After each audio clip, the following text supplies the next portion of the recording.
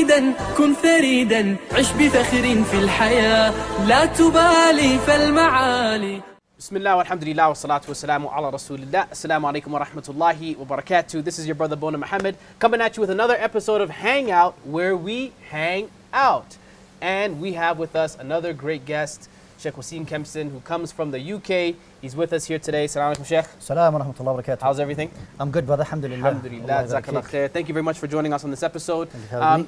I've been watching the news recently, and unfortunately or fortunately, Islam is constantly in the headlines. We're always hearing about Muslims doing something crazy over here, or some attack, or something that's happened that somehow revolves around a negative image of Islam. And it feels like there isn't really a voice for mainstream Islam. You have the very right wing, maybe conservative extremist Muslims on one wing who are putting out, anti-West propaganda that looks bad on us, and then you have on the other side the Western, state governments that are also have their own agenda against Islam. But it seems like the people in the middle, Ummatul Wasat, us, we don't have a voice. Sure. What are your thoughts on that? Bismillah, alhamdulillah, wa salatu wa salam ala rasulillah wa ba'd. It's a good analysis from yourself, and you're right. Not a day passes except that you find Muslims are in the news, and more often than not, it's for the wrong reasons.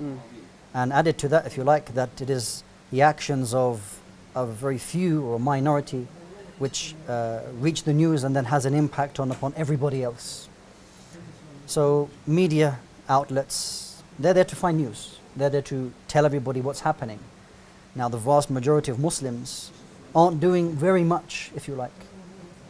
Now you find a small amount, they are doing something, albeit wrong, so that is what is being put in the news and having that negative impact on us.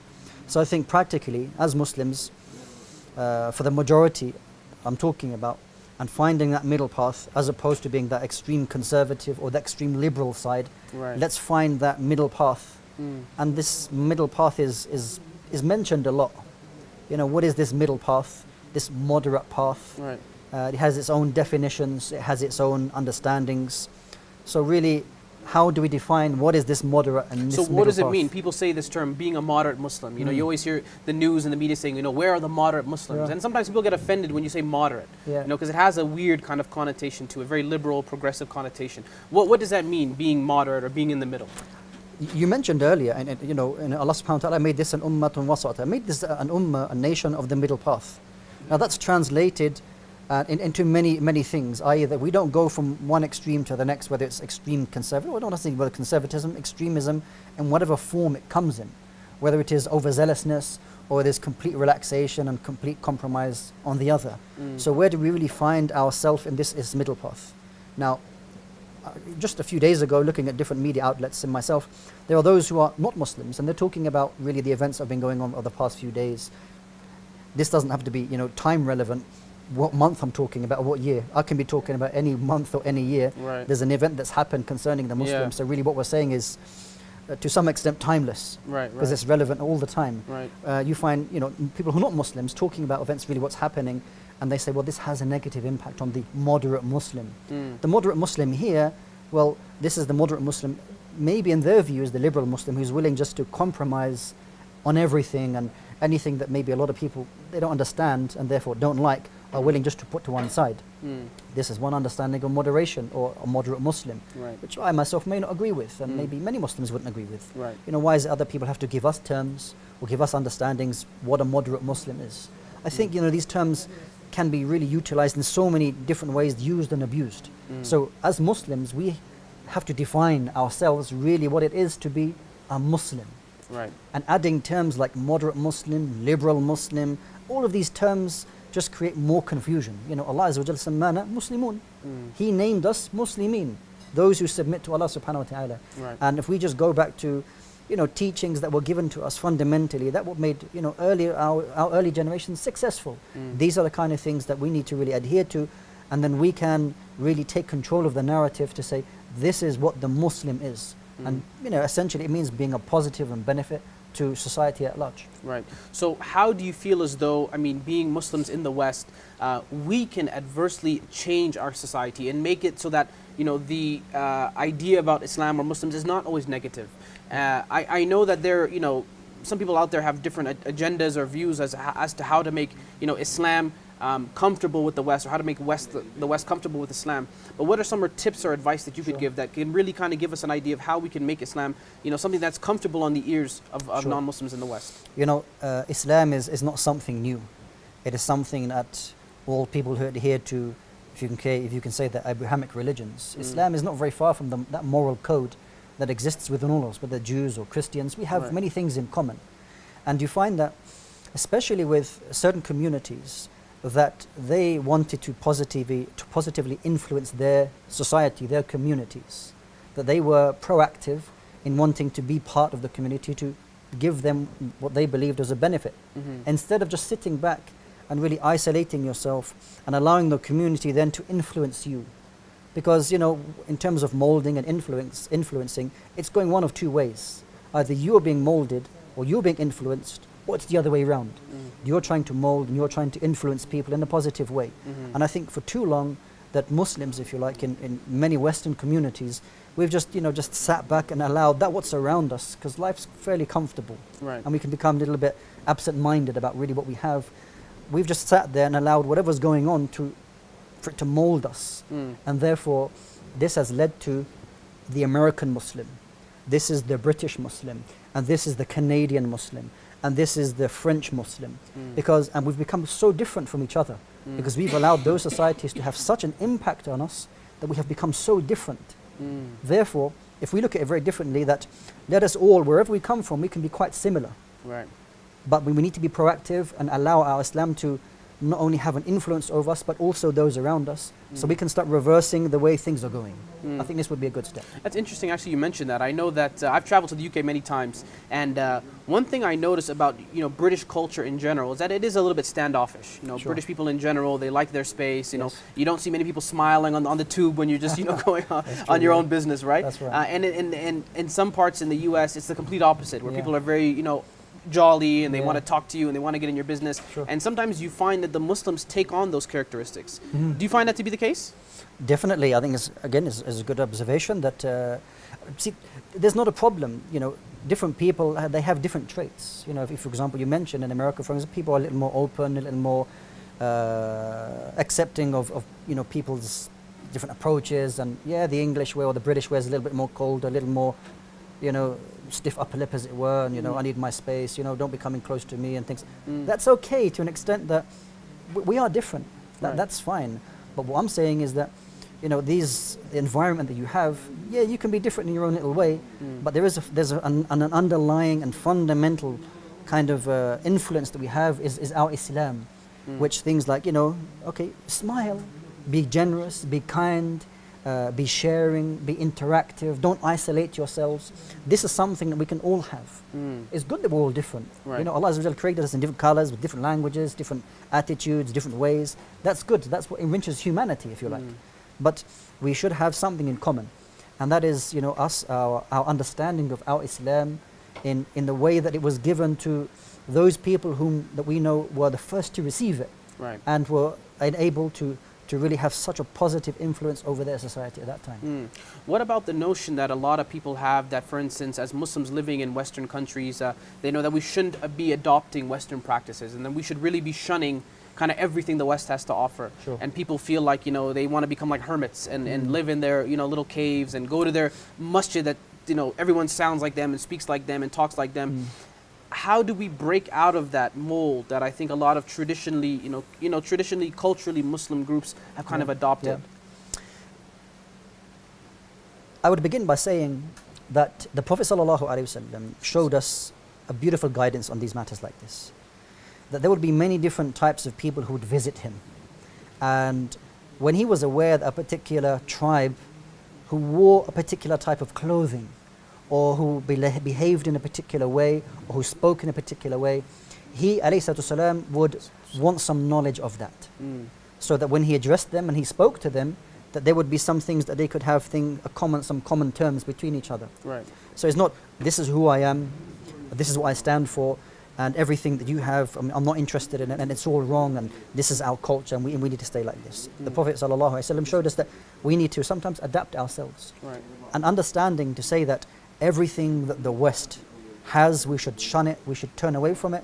This is completely wrong. Right. You know, Allah subhanahu wa ta'ala created the whole world and all people inside that world. We don't all have to try and be Arabs, because we're not. You know, we can be Australian Muslims and have our Muslim identity. And anything, because culture or customs, if you like, play a very important part in Islam. And it has almost, well, it does, not almost, it does have a place in Islamic law. We can establish rulings concerning customs if we don't have specific texts on that. So there are many things which in Western countries that are of great benefit, and we can benefit greatly from as Muslims.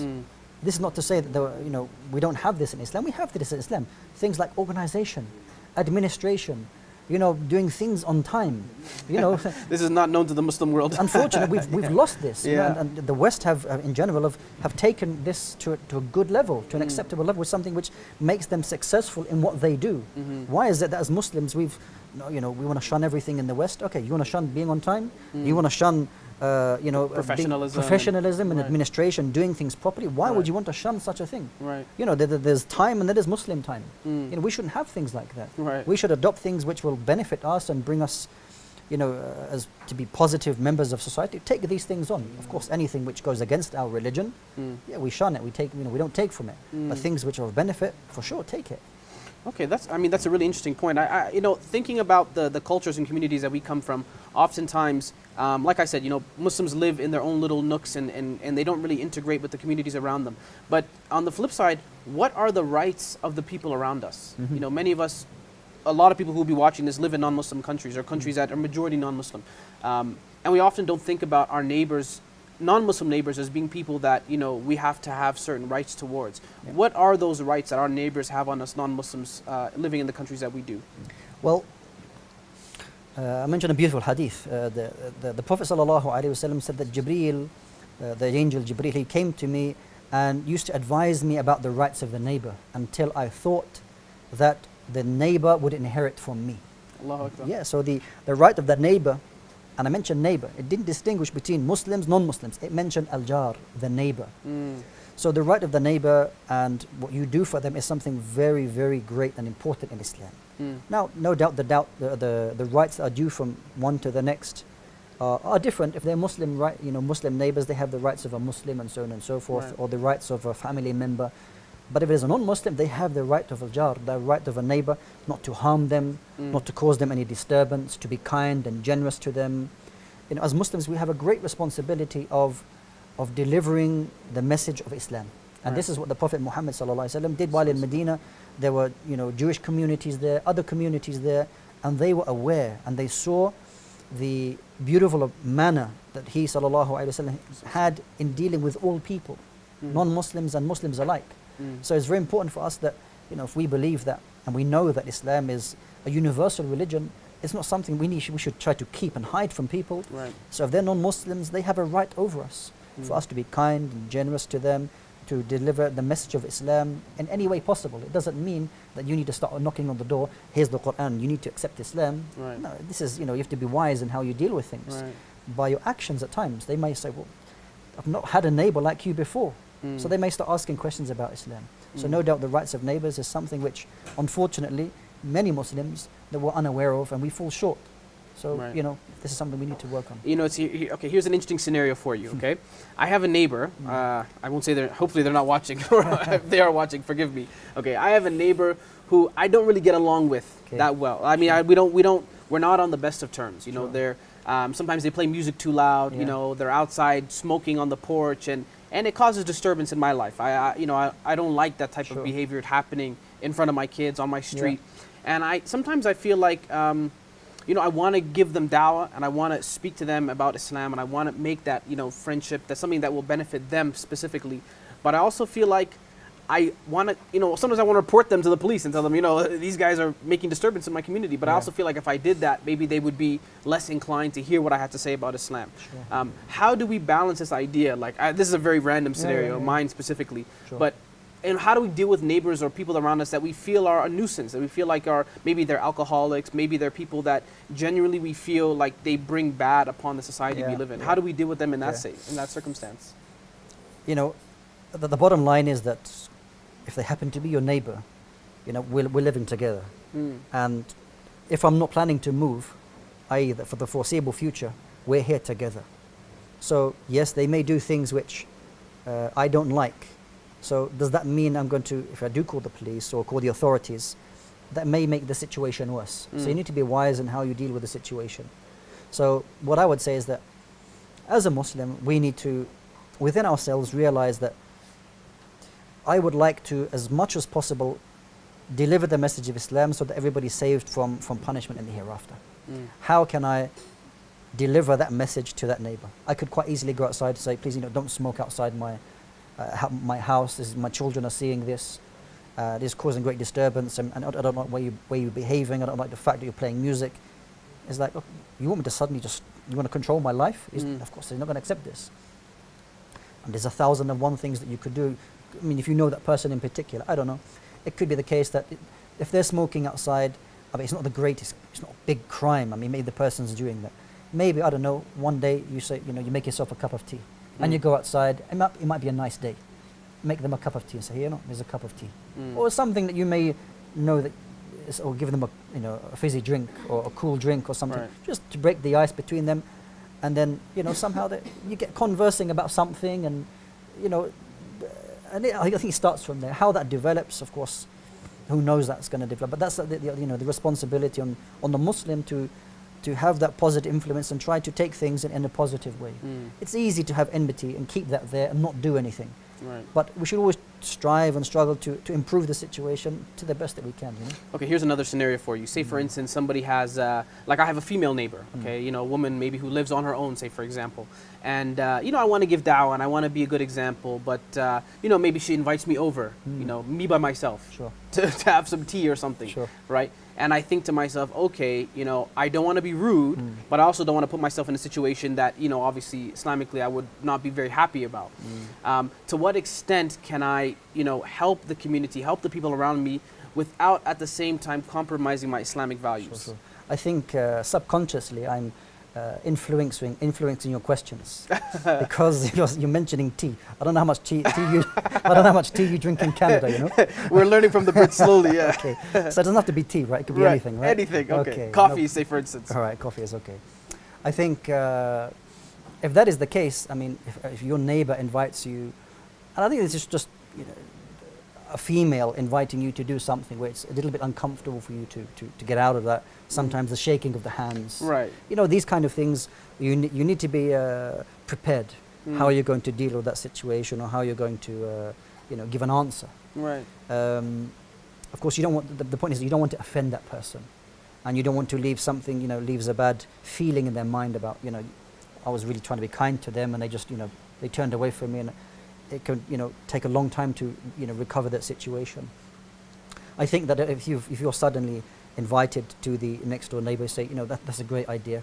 I'd love to come over, and likewise, I'd like you to invite you over, and if you have a sister or you have a wife, to ensure that that they would be there, but somehow delay it if you like, if that's how you feel. Right. So okay, I think it's a great idea. I'd love to, have a cup of coffee with you or something like this. However, at the time, it's a little bit busy at the moment. Can we rearrange and mention a date?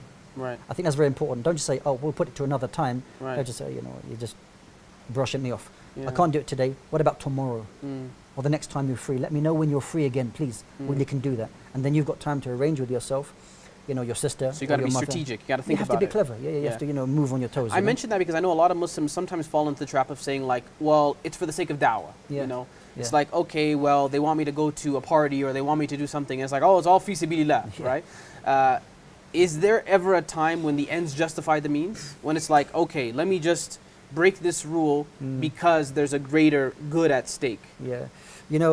I think the greater good that the person is talking about is never guaranteed.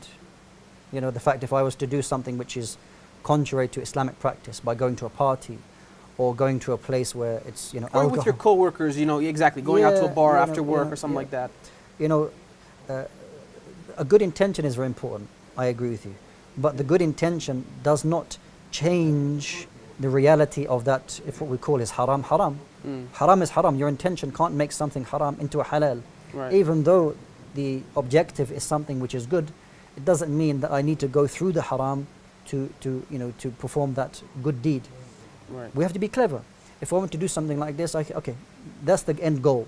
That's what I would like to do, deliver the message and give da'wah somewhere. Is there a permissible means of way of doing that? Or have I not thought about it? I'm just simply going to go this way. People, this is what they do usually, to justify themselves, to deliver the message of Islam. I'm just going to do this. Okay, have you ever thought about you can do it in some other way? Right. I mean, going to a party, people going to listen to music, people listening to to all types of things and engaging in all types. I don't know how you're going to somehow deliver that message of Islam in such an environment. Right. It'd be extremely difficult, and the shaitan will somehow justify that to you and say, yeah, there's a possibility, and maybe you'll meet some another person there who was who's looking for purposes in life, and then you may meet them there, and then they may become Muslim, and maybe you can marry them one day. The shaitan puts all kind of things in your mind. So never put yourself in a compromising position. Never put yourself in a dangerous position. There's always another way. If you ask Allah subhanahu wa ta'ala to make things easy for you, to facilitate for you, you have a good intention, always seek a permissible way. And inshallah ta'ala, Allah Azza wa Jalla will open a way for you to do things correctly. Okay, here's another scenario. I have a lot of scenarios, okay? MashaAllah. I was in Brazil Yeah. for the World Cup. Yeah. Okay, some of you may have seen that. I was there with Why Islam, and we were doing da'wah there, and there's a lot of women out. Sure. Especially like that time, summertime, it's very warm outside. Sure, yeah. And a lot of brothers, we do this, you have your dawah table, you set up your dawah stall, but there can be a lot of fitna as well that you're being exposed to. And at the same time, you think to yourself, okay, I'm here to give da'wah, I have a good intention, I know what's inside of me, but at the same time, there are perhaps vices around, things around me that I know I'm weak, and I know I can't control myself, I know that it's difficult for me. Sure.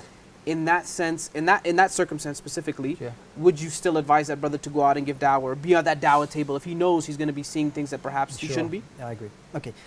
What I believe is that there are certain events, there are certain seasons where definitely a Muslim can take advantage of. Something like the World Cup, okay, which comes once every 4 years, okay, and you have thousands, hundreds of thousands of people from all around the world at one place at one time, or the Olympics. Right. This is another opportunity. It was in London a couple years back We had this, as well. I think it was in 2012, we had the London Olympics. Yep.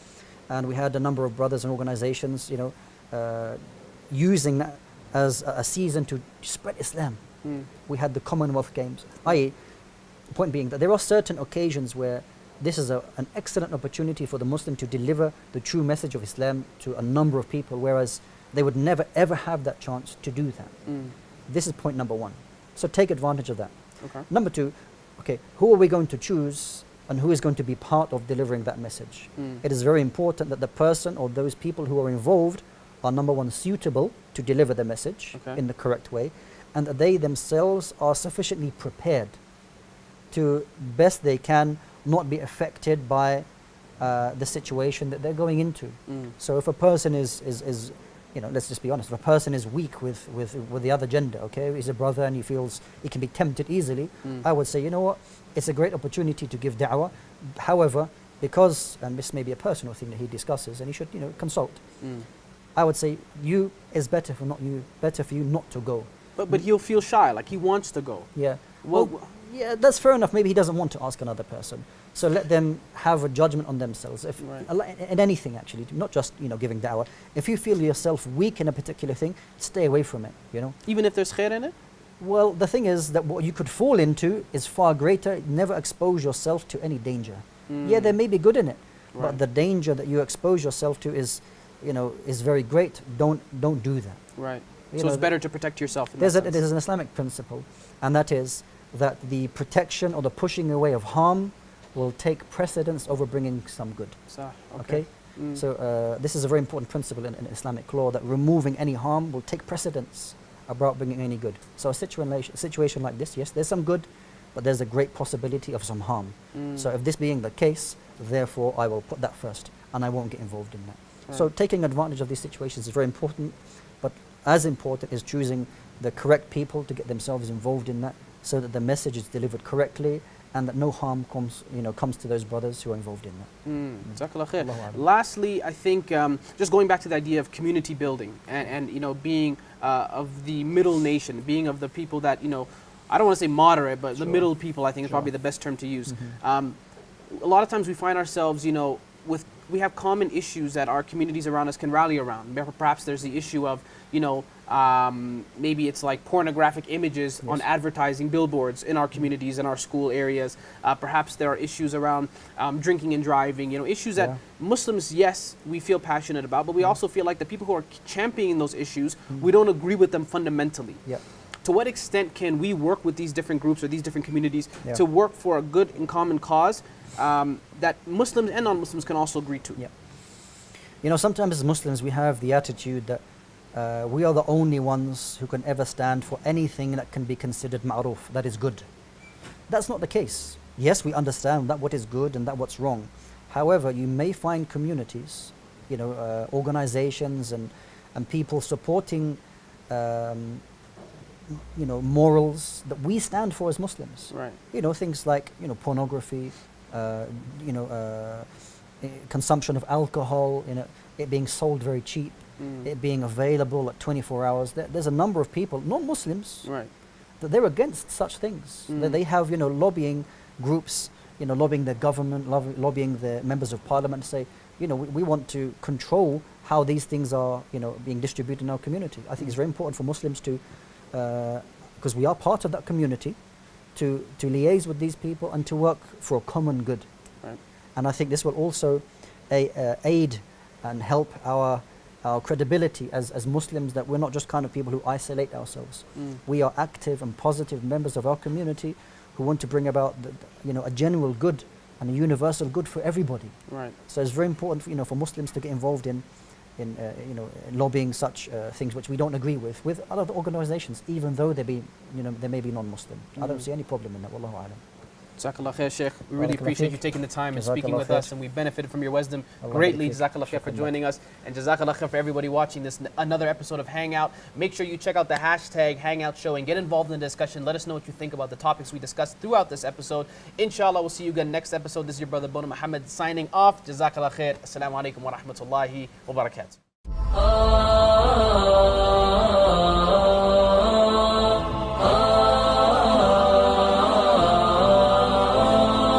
كن سعيدا كن فريدا عش بفخر في الحياة لا تبالي فالمعالي